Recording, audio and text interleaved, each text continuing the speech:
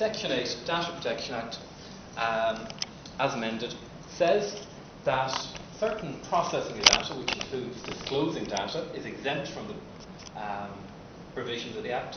And one of the categories of processing, which is exempt, is processing for the purpose of the investigation, prevention, or detection of crime. So you have a huge hole right at the centre of the data protection legislation. It's legislation that's really aimed primarily at the private sector. It does not, and it was deliberately drafted in such a way as not to restrict the ability of the police to investigate crime or indeed government to carry out its functions. But that's not the only exception. Again, it's but wait, there's more. If you look at the data protection legislation, it also has wide exemptions for any public function conferred under a statute, or indeed the handing over of data for the protection of the legitimate rights of a third party. So not only could Hotmail, for example, hand over your data to the guards without a warrant of any description, your ISP could, if they so chose, hand over your browsing habits and your internet records to the music industry, if the music industry suspects that you have been downloading MP3s. So it doesn't seem to be, it's not something for people who seem to be publicly aware, but I think there's a gaping hole at the centre of the data protection legislation that needs to be addressed. Pardon me for continuing with the speech. Other questions? Is it possible that now that we have a very large Polish community here, is it possible, considering the numbers that have been coming over, that they've seen the 15-year legislation and are actually emigrating to avoid surveillance? They've come to the wrong country. Yeah, well, I suppose that whatever we're going to have at the moment, 3 years is a lot less than 15. But my prediction is we'll retake our position at the top of that league fairly soon.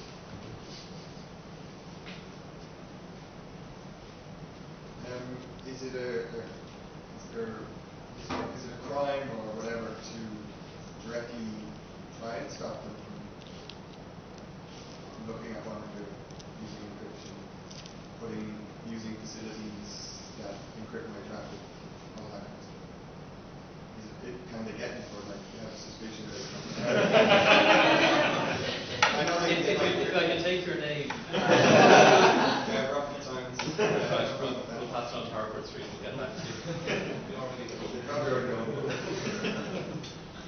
The short answer is no, not yet. There was talk of attempting to do that in 1998-99, leading to the legislation that became the Electronic Commerce Act 2000. It was originally intended to be about 3 times as long, and one of the things that was intended to be in it, primarily about digital signatures, but one of the things that was intended to be in it was an additional section, a very long section, about outlawing encryption, requiring public keys or backdoors in, and if you encrypted without providing that kind of purpose, that itself would then be a crime. The industry didn't like it and was sufficiently strong to make the argument that, look, software is king in Irish services industry at the moment. Do you really want it to go away? So the argument that worked wasn't a civil liberties argument; it was a money argument. And if the money argument goes the other way in future, I can easily predict that the law will go the other way as well. But right now, no, you're perfectly okay to continue to encrypt. You're just going to raise all their suspicions. They won't know what's actually in there, but they will know that there is something in there to be worried about. They'll just crack you more. Given that the issue of who pays for traffic data retention frequently wasn't raised with proposals that came out of Europe, and in fact it's now being discussed by internet service providers, do you think that if the ISP industry and bodies like Euro-ISPA had done a better job of lobbying, that it's possible that the traffic data retention legislation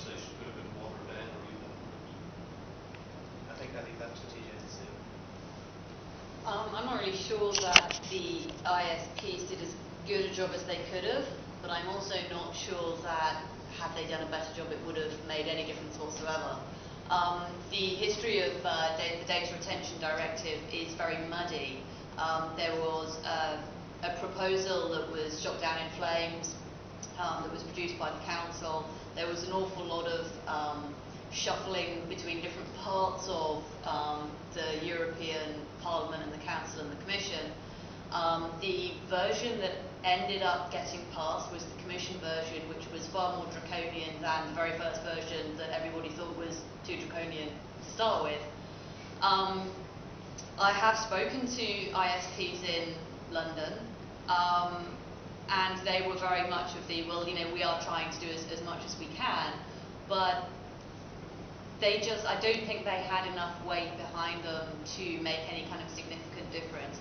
And certainly the directive that got passed, a lot of the amendments that had been tabled to try and ameliorate the directive just kind of never ended up in the final directive. So given the amount of backroom dealing, dirty works at the crossroads, pressure, and the speed with which this was rammed through Parliament, I mean, quite unprecedented.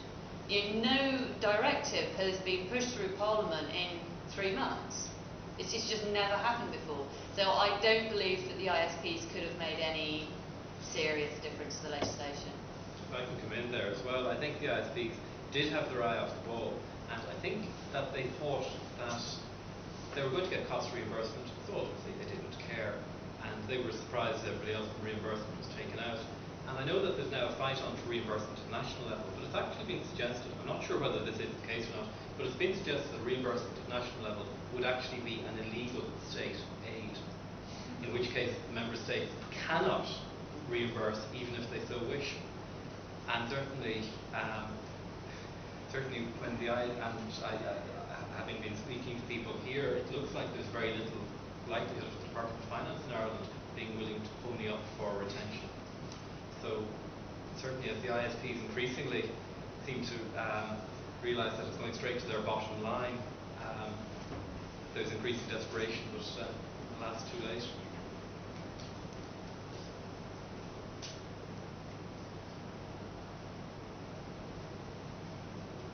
I'll play devil's advocate for a while, if I may. Thank you very much for your interesting talks. I'll preface everything by saying I've lived in Belgium for the last 10 years, where ID cards are obligatory. And generally speaking, very few disadvantages flow from that particular position. From the age of about 6, you're required to carry one around with you. And they've been used successfully to counteract things like social security fraud, illegal immigration, and identity theft. So it's just an observation in passing.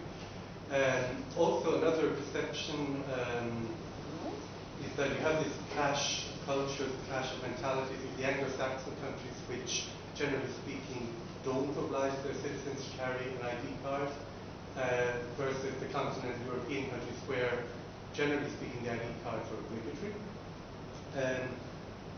I hope I haven't misinterpreted you, but I think you said 8.4 million Britons think ID cards are a bad thing.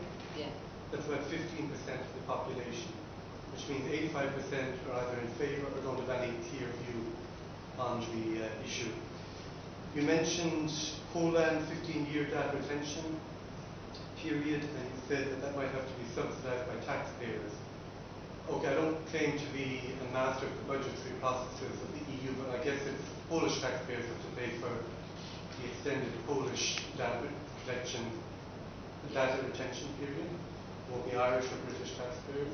No, you'd have to, I think the issue of subsidies has been fairly well nixed in terms of official subsidies from the government, but if it went down that route, it would be you'd pay for your own country's reimbursement scheme. Right, so it's for each member state to... Yeah, so it's not a... Yeah, period. we don't end up paying for Poland's 15 years. Yeah, so that's Thankfully. Poland's problem in a way. Well, can I come in on that? Because the data retention directive was sold on the basis that it's a market harmonisation measure. The European Union cannot create a law purely on the basis that it is a good idea for criminal justice or anti-terrorism purposes. Or, well, it can, but there's a very special procedure that must be followed, which wasn't followed in this case. Instead, it was sold on the basis of market harmonisation. It makes life easier for ISPs, telcos, because they're now subject to the same rules in each country. It now transpires that they can be subject to 15 years in some countries and 6 months in others. And it also transpires that the data which they're actually going to be required to gather, be it web pages visited, phone calls made, location, so on, is also going to differ dramatically from country to country, because the directive as passed is very vague on these issues. So, if anything, a market harmonisation, something that's sold as being a market harmonisation measure. Oh yeah, just to create harmony. It's because they harmonise the minimums. So they basically went, yeah, we'll harmonise the minimum, so you have to retain the data for this minimum amount of time, and beyond that's up to you really. So if they harmonise, they just harmonise the wrong thing. Yeah, there's a ratchet effect going on here, where it's always upwards. You never see an agreement between countries that they will all get together and they will reduce the level of surveillance. Instead, the justification is, well, country X is doing it. It's happening in England. Of course, we should introduce it over here. It's which is exactly what happened with copyright term extension. Every time, say, America bumped their term up, Europe would kind of go, oh, hang on a minute, they've got 50 years, we're going to have 50 years. Oh, they've got 75 years. And then Mexico would come in with 80 years or whatever, and they say, oh no, we'll have 90. And then it starts to get into this kind of auction basis. So kind of like, any advance on 100, any advance on life plus infinity minus a day. And it doesn't. This is one of the problems with this kind of legislative to and fro, particularly across the Atlantic. What happens in the States will happen here. What happens here will happen in the States. And you can guarantee that every time it crosses the Atlantic, it gets worse. And then a few years later, it'll come back again, and it'll be even worse. So the harmonisation excuses, it sounds great in theory. Let's make everything harmonised. Let's make everybody the same. But they cunningly choose to harmonise precisely the wrong things. What's the rationale behind the fairly big difference in the transposition periods for internet data and telecoms data? I think you mentioned 36 months and 18. Yeah, I have absolutely no idea, to be brutally honest. Member states are given the option of declaring that they were going to take longer because of technical complexity, second thoughts, or what have you, to implement the directive as a whole if they wished, or indeed portions of the directive. England has gone down the declaration road. Ireland hasn't, because Michael McDowell is still sulking over the manner in which the directive was adopted, and Ireland will be obliged to implement everything within 18 months, assuming that Michael McDowell doesn't bring a challenge before the Court of Justice in the meantime, saying that, as we've just been saying, it's not a market harmonisation measure, it's a criminal justice measure, and as such it's brought in under the wrong pillar. And I suspect in the UK, I'm just guessing, they've decided 18 months and 36 months because it gives them slightly longer with the ISPs to try and get them off their back, and it's kind of a sap, if you will, to the whole, oh, we understand this is terribly difficult, we'll give you a bit longer. But I'm just guessing on that, really. This was billed as running until 8, so I'll take one more question. This one. Yes, we've had a question from TJ. You mentioned that the likes of Hotmail and Gmail are not covered by any oversight for interceptions. They're not covered by the oversight that covers phone tapping and interception of snail mail, because they're not authorised transmitters.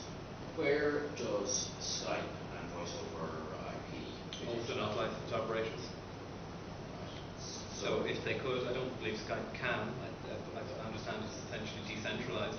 But if there was a single point which they could monitor all calls passing through it, there wouldn't appear to be any basis for objecting to the guards coming and tapping away to their heart's content.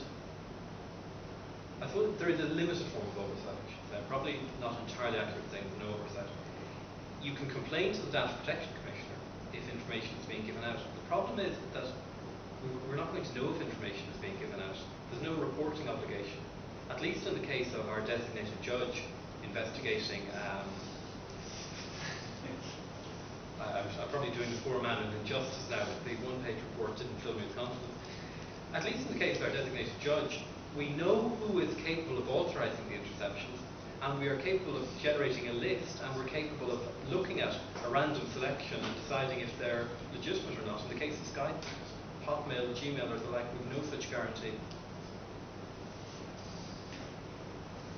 Well, thank you for that last question. Thank you for everything. When I come to meetings like this, I play a little game with myself. No, not like that. I take a bet with myself as to how long it will be before two phrases tend to be used. One is Big Brother. It was 49 minutes and it was TJ. I lost that one. I thought it was going to be within the first 10 minutes. The second is Kafka, and nobody mentioned Kafka at all, so I've definitely lost that one. But you could have mentioned it at the end about the information will be gone, but we don't know that it's gone. So I've lost both bets there, unfortunately. You were a very disappointing audience in that respect. More to the point, though, I want to thank Suw and TJ very much indeed for their absolutely fascinating as well as absolutely frightening presentations this evening, and to thank you all for your questions, and to thank you